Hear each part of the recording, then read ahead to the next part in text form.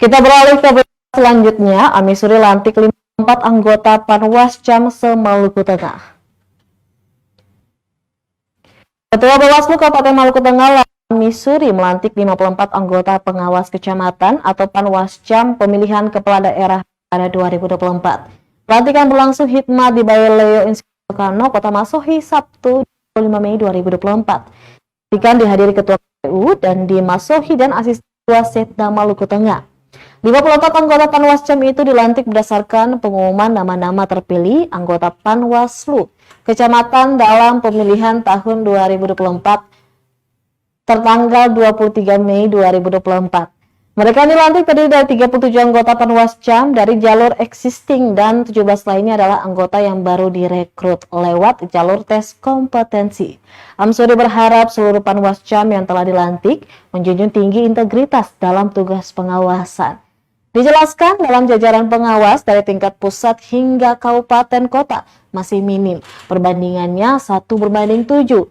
Karena itu pengawasan partisipatif yang menjadi strategis pengawasan perlu dilakukan dengan sinergitas bersama stakeholder, OKP, dan lainnya.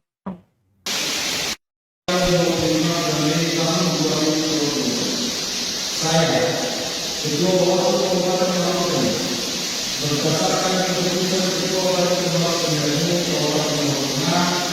nomor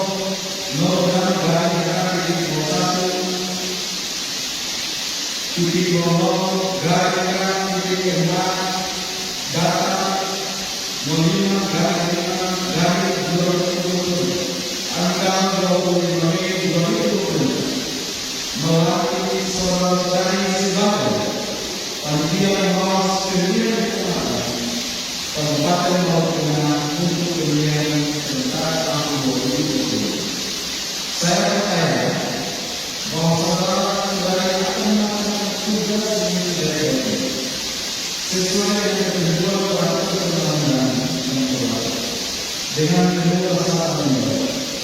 Semoga Tuhan Yang Maha Esa selalu memberikan rahmat kepada kita semua. Amin.